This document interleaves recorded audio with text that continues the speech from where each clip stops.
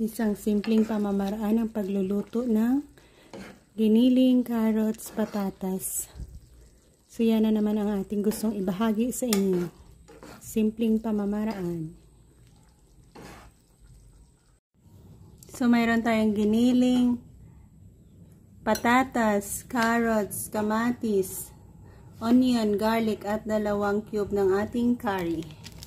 Yan ang mga ingredients na ating gagamitin para sa recipe ating gagawin na naman. Gagawa tayo ng Japanese curry. Ang ating cube na yan is Japanese curry yan. So maglagay tayo ng cornstarch lang ilagay natin dyan. Yan.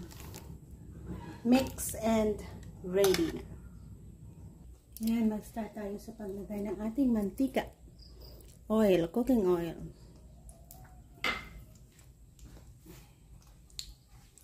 Unahin muna natin ang ating giniling.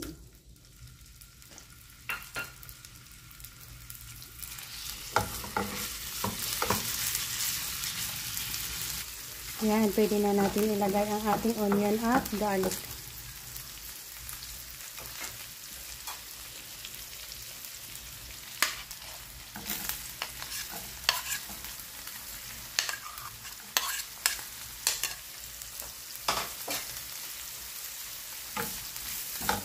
Sabay natin igisa ang ating giniling.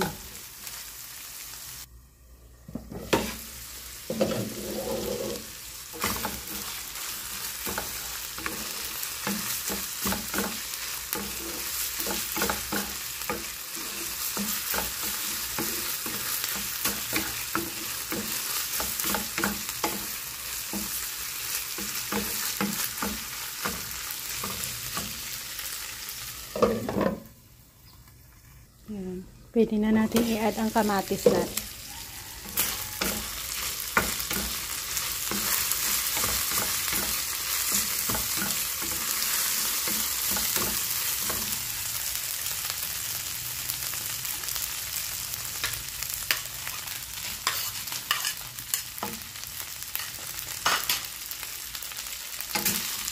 Simpleng pamamaraan lang pero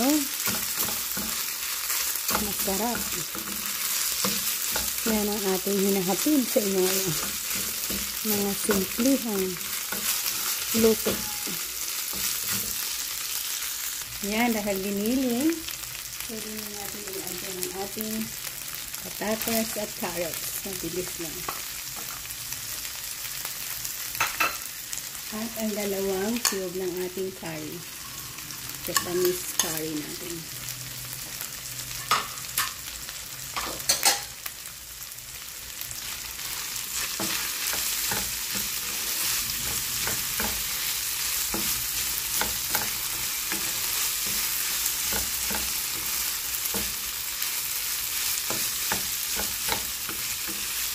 At maglagay tayo ng enough tubig lang para sa pagpapalambot. Na isang cup.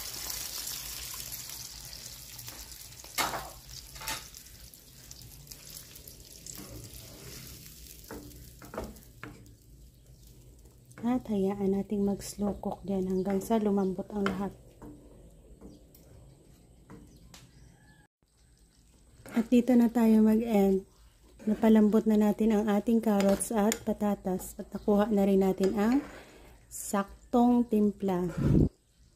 Thank you again for joining. Hopefully, nagustuhan nyo ang ating pamamaraan ng pagluluto dito ng giniling na ito. So, bye-bye. God bless and maraming salamat ulit.